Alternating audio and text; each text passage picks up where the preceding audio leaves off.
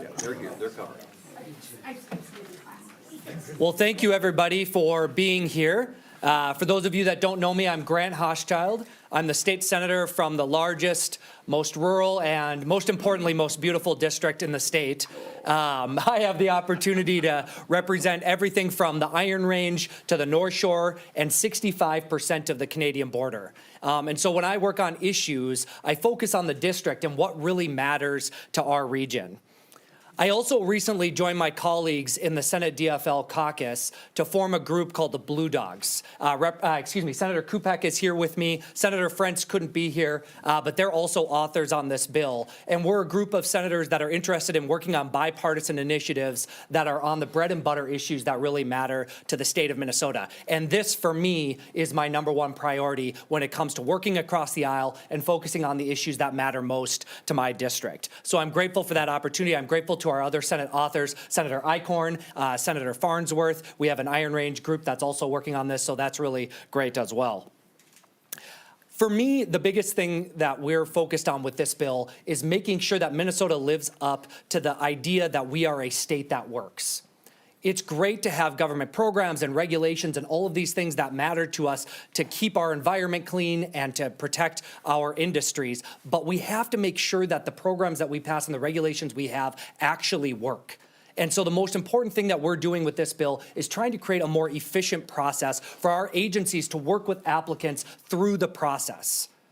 In Minnesota, we're really, really proud of the environmental and labor standards that we have. And I'm really proud to have a lot of labor men and women here with us today to help promote this bill. And we're doing nothing to change those environmental or labor standards with this bill.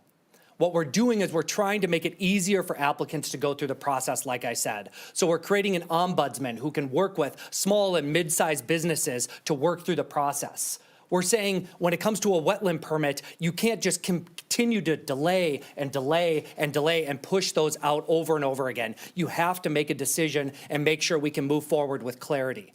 There's so many great things that we're doing in this bill, and they're all common sense. They make sense for our industries, they make sense for our small communities, they make sense for labor, and they make sense for all of us to make sure that Minnesota stays competitive with our neighbors who have moved on similar initiatives over the last several years. I'm grateful to the Chamber of Commerce and to the building trades and the labor partners who have come together to build a coalition of business and workers who are advancing this type of thing. It's not always the case that those groups get along, but when it's common sense, they come together to advance it together. And that's, I think, what's so powerful about the coalition that we've built on this initiative. So with that, I'd love to welcome up my House author, or the House author on this bill, Representative Heitzman, who will give you a little bit more details about the bill. Thanks so much. So thank you, and thank you, Senator. This is such an important issue, and just as we were here a minute ago, that is a beautiful part of the state, Senator, but of course I would argue that it's the Brainerd Lakes area. That's my district. I've served there. This is my 11th year. I'm the chair of the Environment Committee in the House, and this bill, House File 8, will be heard in my committee today, later at 1. So for folks that want to tune in and track that, I'd encourage you. I'll just, on a personal level, and you're going to hear a common theme today, continue to point out that this bill does not lower standards, environmental standards or labor standards. Maintaining those standards is absolutely critical to the success of this and the priority that we're maintaining all through this process. I think that my family may be arguably one of those legislative families that may possibly spend more time in the outdoors than just about any other legislative family in the state. Between the mountain biking, the bicycling, the recreation, the time on the lakes that we spend, and beaches and in the forests, that is the #1 priority. And like I said, you're going to hear that throughout this conversation today. And just thankful for the opportunity to work on this, as we've been talking about, in a bipartisan way, to help job creators, help those small to medium-sized businesses that don't have the support that they need, getting through a process in a timely way, looking to our friends and neighbors and states near this part of this region. We can be more competitive, and we have to be. So that's the focus and that's the goal. Senator Eichhorn. Well, I'm here today to agree with Representative Heinzman that the Brainerd Lakes area is the most beautiful area of the state. We've got the best lakes, the best resorts, so we're not here to talk about that today, but it is fun to joke with each other a little bit. I'm State Senator Justin Eichhorn from Grand Rapids, and I too support this bill. I carry a file as well, same bill as Senator Hauschild, and we both understand how important this is. This bill extends beyond any type of partisanship, although we have seen some on it, but not within our range delegation. I'm proud of the work we've done together on this so far, the work that the chamber has done. Our state is staring down a $5 billion budget deficit, and it's clear we need growth for our economy, and this is one lever, one mechanism we can use to start making that progress.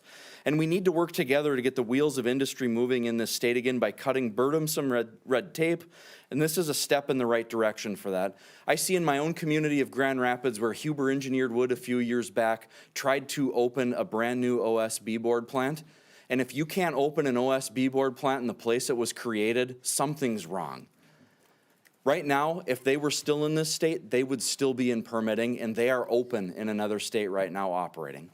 We've lost, according to the good work the chamber has done on a report they put together, we've lost thousands of jobs to other states, and that shouldn't happen. We have the best workforce in America. I think that's something everybody in this room can agree on, regardless of where their district is or how pretty their lakes are.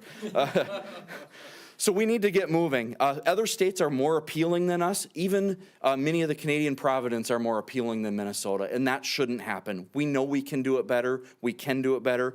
We do have some of the most stringent environmental regulations in the country. But with it, this isn't lowering any of that. This is just making the process easier for people that want to do it. In the Senate, we had kind of a unique setup where we had a power sharing for a little bit. This was my #1 priority. I wanted to get this to the Environment Committee. I think it is extremely important that we get the ball rolling on this sooner than later. I'm happy our House colleagues are going to start that process today. There will be several committee stops for this bill and then ultimately go to the governor. But I haven't seen kind of a kumbaya moment in this space in the entire time I've been in the legislature. This is my 9th year. People have been talking about permitting reform for a long time, and this is the broadest, best, strongest coalition I've ever seen that actually wants to get something done. We've heard at the chamber dinner the governor mention it, we've heard agencies mention it, but behind us you've got legislators from both bodies, both parties in each body. You've got members of labor, municipalities, trades. You've got a whole host of people that want to see this done because we want Minnesota to succeed. And I think now for the good of the state, if we want to help our economy grow here, we really need to get this done. So part of what I'm calling on today is for the legislative leaders in both bodies to make sure this gets the proper hearings, get its vetting, get it to the House and Senate floor so that we can get this to the governor, so we can get this state continuing to go in the right direction. We should never lose another OSB manufacturer, somebody else that should be doing business in the best place in America to do that, and that's here. So thank you for the opportunity. And next, I think Mr. Lewin is up. Great. Thank you, Senator. I'm Doug Loon, the President and CEO of the Minnesota Chamber of Commerce. We are the statewide trade association for the state, and I also say the entire state is beautiful. It's a little bit of variety, but the whole state is beautiful, and that's something we are very proud of and something we want to protect as part of this legislation as well. I'm going to do a few things today is reflect on some of the work the Chamber has done to bring data to this question, talk a little bit about the coalition and a little bit more on the legislation. So first I want to thank Senator Hauschild, Senator Eichhorn, Josh Heinzman, Representative Heinzman, thank you, for your leadership in helping us organize this event today and your leadership in bringing the bill forward. Delays in Minnesota's permitting process has long been a problem. We've noted it for 30+ years by everyone from the legislative auditor to the corn growers. This has been a growing and problem for the state, and it has hurt our competitiveness statewide and globally. Site selectors, those we work with in the business community to help businesses grow and invest, and in visiting with our members, they have been telling us for years that Minnesota is falling behind. Last year, the Minnesota Chamber Foundation, the Chamber's economic research arm, released a data-driven report with the help of Barr Consulting and the Policy Navigation Group on a report, and there are copies in the back of the room. This is an incredible body of work that brings data to this question. For years, we had anecdotal data, some of which reflected here today. Now we have the real data that says Minnesota is way behind our peer states. This 5-year analysis compares Minnesota's review times and process comparing to other states and the findings are eye-opening. Minnesota's air permitting review times are 1.5 to 6 times slower than our peer states.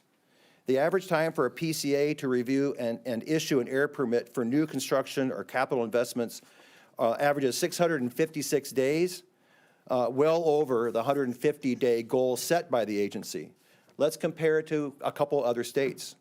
Iowa, 109 days, compared to Minnesota, 656. In Wisconsin, 121 days, compared to 656 in Minnesota. And in Illinois, 110 days. And I'll say this, their permitting process is no less stringent than ours. Our economy and our employees cannot afford to miss out on opportunities to expand work in our state. But that's exactly what's happening. From 2018 to 2023, Minnesota-based companies invested in 355 projects located outside of the state. This resulted in an estimated $17.5 billion in capital expenditures and 31,000 jobs lost.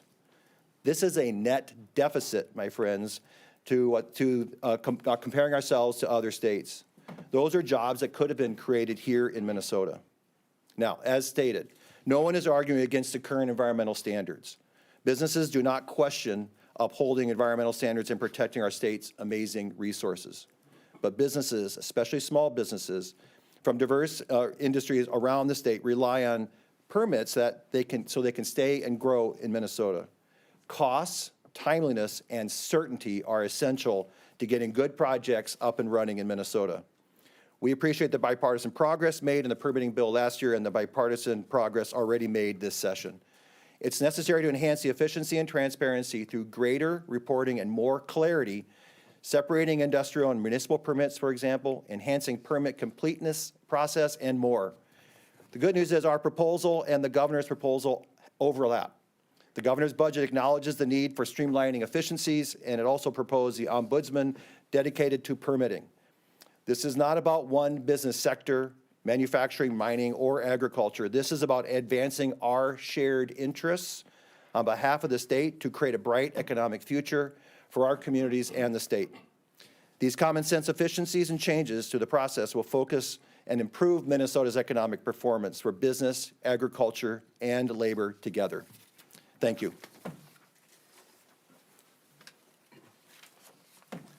Thanks, Doug, and thank you to the senators and the representatives here and the folks in the crowd. Thank you. My name is Tom Dicklich. I serve as the Executive Director of the Minnesota State Building and Construction Trades Council. I'm proud to be here today representing over 70,000 women and men in the building trades across the state to support the common sense improvements to the permitting process in House File 8. Those of us in the labor movement care a lot about the strong standards that Minnesota has.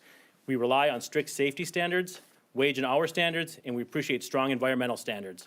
The last thing we want to do is advocate for weakening of these important standards. Over the past few years, our country has seen a lot of investments in industrial and manufacturing industries, chips plants, battery manufacturers, clean tech, and much more.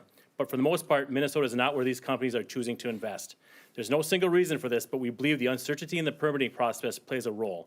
Business and developers need to know that when they invest here, they won't face unnecessary delays or unpredictability. That's why we support this permitting efficiency bill. It's not about weakening protections. It's about making the process more efficient, predictable, and transparent. We're proud to stand with the business community, the agriculture community, and others in supporting these reasonable, common sense reforms. We believe they will help Minnesota compete for the next generation of jobs and investment while maintaining our strong labor and environmental standards. Thank you. Want to set up questions? Yeah. For questions?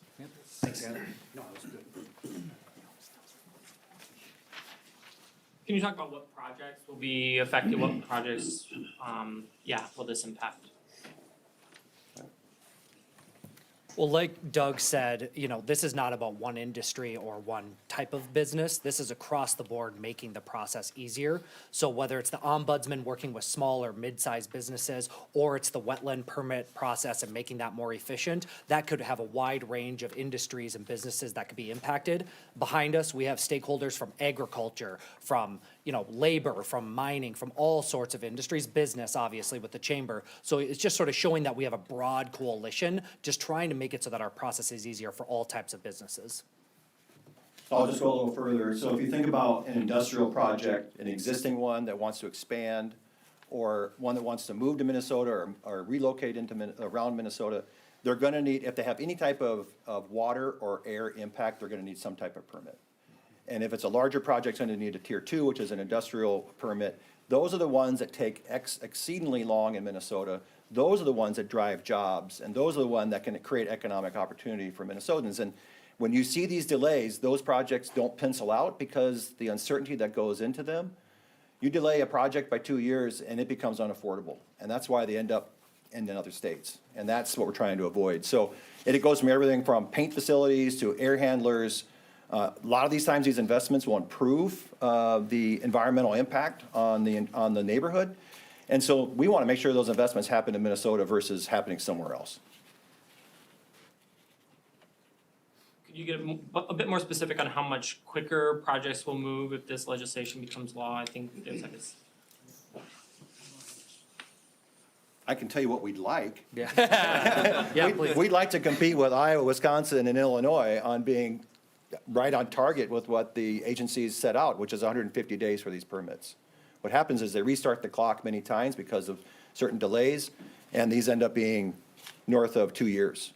And if these other states can do it, why can't we? And does that legislation get you there? I mean, that's what you said, that's what you'd like, but. So the report has about 35 different recommendations, some of which can be in the legislation, some of which can be done inside the agencies themselves. So this conversation is happening also with the DNR and the PCA to see what they can do internally to improve their performance and meet those deadlines.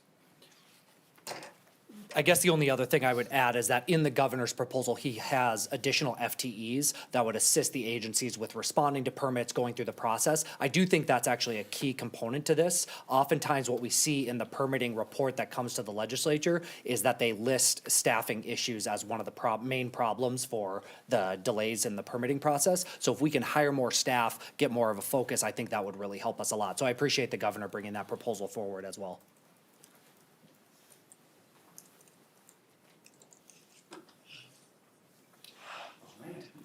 Thank you, guys.